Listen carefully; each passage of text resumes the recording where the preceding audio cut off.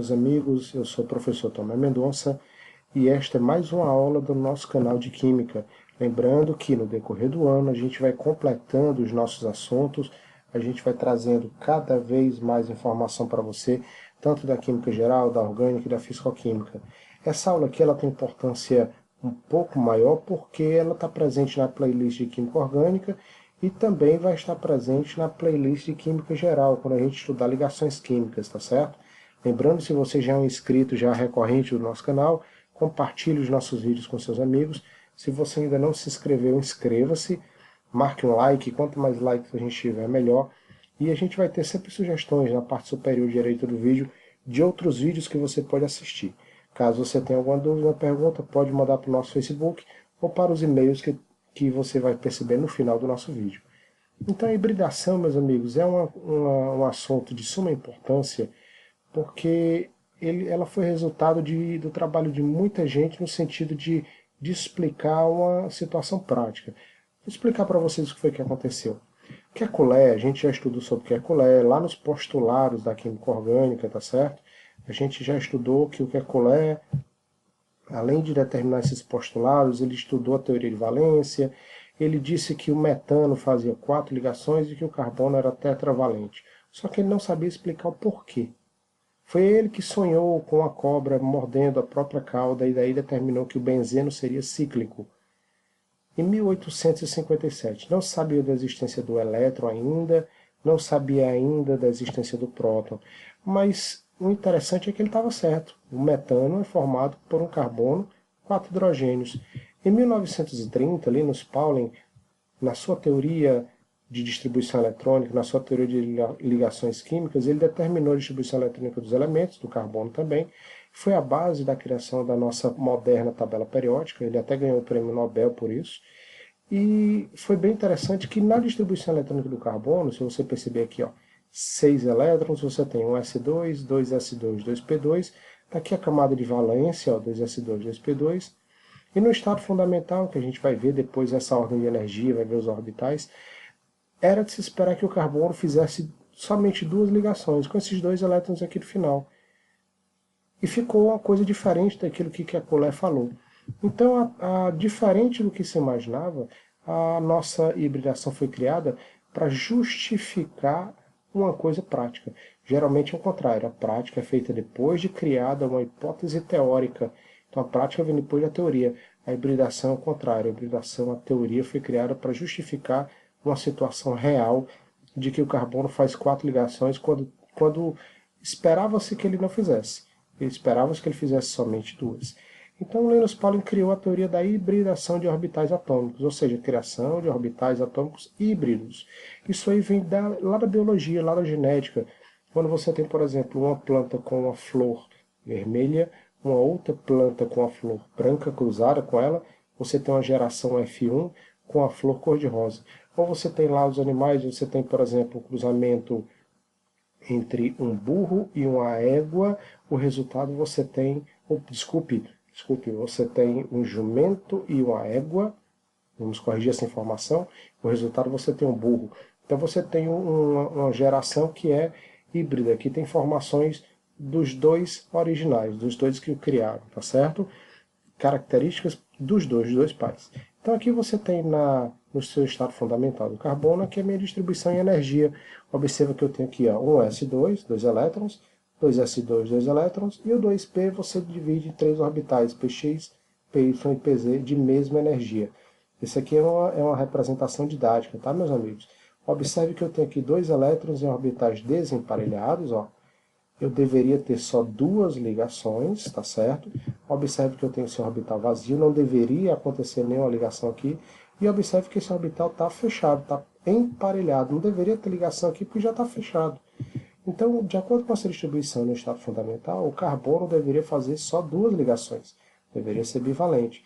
Mas o que o Linus Pauling pensou? Ele foi muito feliz na sua situação. Ele aproveitou as informações faladas por Bohr, por Sommerfeld, em que o elétron recebia energia e ia para um nível energético superior, mais distante do núcleo, e disse assim, ele vai para o subnível um pouquinho acima, uma diferença de energia só um pouquinho, vou dizer que ele está no estado ativado ou excitado.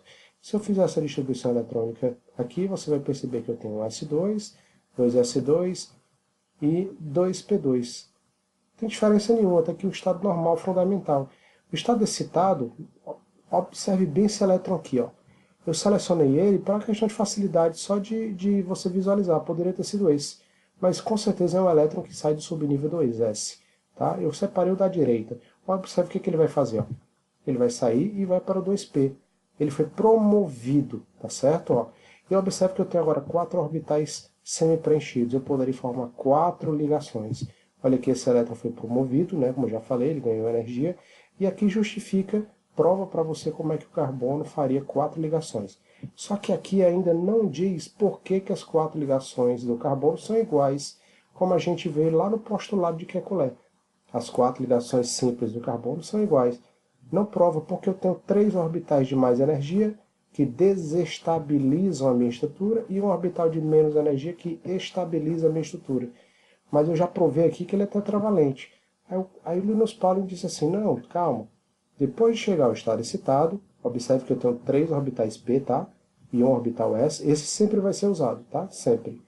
Eu vou pegar aqui os orbitais e vou juntar, formar uma união deles, uma hibridação. Ó, olha aqui como é a hibridação sp3. Se você observar aqui a minha distribuição, ó, 2s, sp3, observe, ó.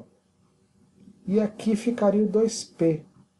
Veja que o 2p está vazio, o 2s também está vazio. Sempre vou usar um s.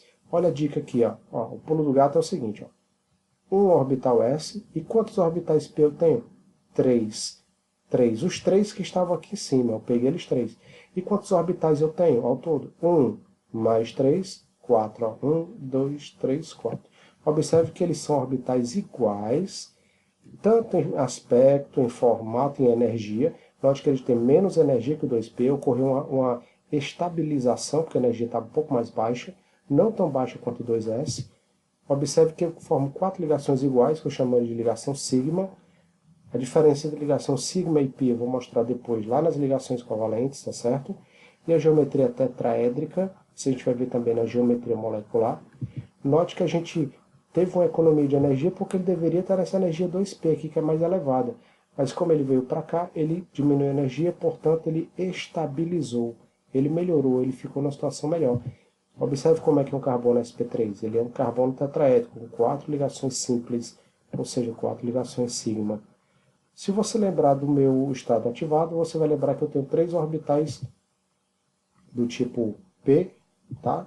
E você vai notar que eu tenho 4 ligações iguais quando eu vou juntar esses 3 orbitais com S. Está aqui o caso do metano. Ó. O ângulo entre os ligantes é de 109 graus e 28 minutos.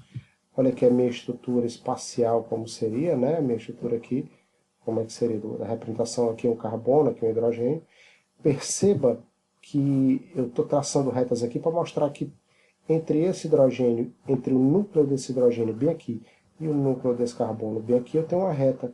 Por isso que eu chamo de ligação sigma, que é uma ligação frontal, uma ligação com um ângulo de 180 graus entre os dois núcleos. Mas isso aqui não tem nada a ver com a geometria da molécula, não. Isso aqui é a geometria da ligação, tá certo? A geometria da molécula tem a ver com esse ângulo aqui, ó, entre os dois hidrogênios, tá? Que é esse ângulo aqui, ou esse de baixo, tanto faz. Observe que aqui eu vou ter 4 ligações sigma. Note que ele cabe perfeitamente em um tetraedro regular, tem 4 faces idênticas, geometria tetraédrica. Se eu tiver uma hibridação sp2, é muito parecida com sp. Eu vou fazer aqui a minha distribuição. Note que agora eu só vou pegar 2 orbitais do tipo P e vou deixar um outro aqui, que eu não usei, eu não peguei. O PZ. Poderia ter sido o PX, o PY, tanto faz.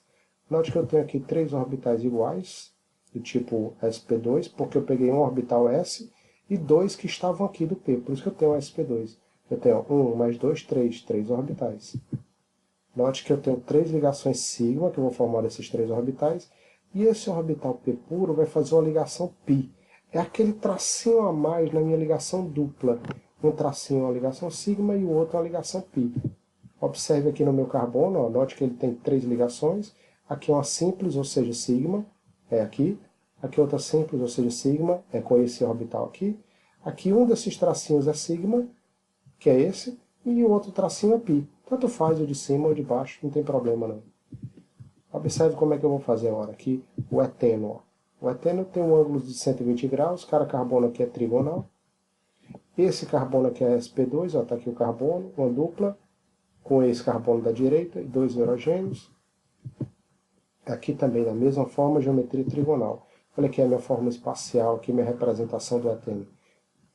Cada carbono eu tenho 3 ligações sigma e uma ligação π. Eu tenho 1, 2, 3 ligações sigma e uma π a mais aqui entre os dois carbonos. Na hibridação sp eu só pego um orbital do s e um orbital do p. Observe aqui na minha distribuição eletrônica que eu tenho, ó, eu peguei 2 orbitais, frutos do meu orbital s com o meu orbital p. Sempre vou pegar o s. Do p eu posso pegar 1, 2 ou 3, né? E sobraram 2 orbitais p que eu não usei. Esses dois aqui vão formar 2 ligações sigma. Percebeu que só forma ligação sigma quem é híbrido? Sempre. E se sobrar orbitais p que eu não usei, são 2 orbitais p puro que vão formar 2 ligações π. Observe que eu tenho 2 possibilidades, uma sigma e uma π, uma sigma e uma π. E aqui também, ó, uma sigma, aqui eu tenho uma sigma, uma π e uma π. Então, eu vi no livro que a sigma é do meio, a π é de cima e de baixo. Tanto faz, não tem problema, tanto faz, porque os orbitais têm a mesma energia, não faz nenhuma diferença. Olha aqui o caso do etino. Ó. Aqui eu tenho nesses 2 carbonos aqui, 2 carbonos sp, onde eu tenho uma tripla e uma simples com geometria linear. Olha aqui o formato da minha estrutura. Cada um tem 2 sigmas e 2 π por carbono, tá certo? E o caso aqui também do propadieno, você percebe que eu tenho 3 carbonos, tome cuidado aqui, ó, porque esses 2 da ponta são sp2, tá certo? Porque tem duplas simples, porém esse aqui do meio é sp, porque tem 2 duplas. Olha aqui a estrutura do meu propadieno. Note que eu tenho aqui um ângulo torsional, eu tenho uma torção aqui entre esse plano e esse plano. Mas isso aí é assunto para outra aula, para a gente analisar essa configuração espacial, tá certo? Note que esse carbono da esquerda eu tenho uma π e 3 sigma, no carbono da direita eu também tenho uma π e 3 sigma, e no centro, nesse carbono do meio, que é esse aqui, que é o sp, eu tenho 2 sigmas e 2 π. Pois, meus amigos, foi um prazer estar com vocês nessa aula. Eu peço a você que avalie o nosso conteúdo, marque um like se você gostou. Se você ainda não se inscreveu, se for a primeira vez que você assistiu um vídeo nosso, se inscreva aqui no canal Tomé Mendonça, tá certo? Assista outros vídeos das nossas outras playlists, tá bom? E aqui você tem o nosso e-mail para sua dúvida, sua pergunta, comente o nosso vídeo, compartilhe. E aqui você tem o nosso WhatsApp para aqueles alunos que pedem um reforço, uma aula particular, uma preparação para os vestibulares de maior dificuldade. Se o seu sonho é fazer um vestibular e precisa aprender química, pode entrar em contato com a gente, ok? Muitíssimo obrigado, meus amigos, um abraço e até o próximo vídeo.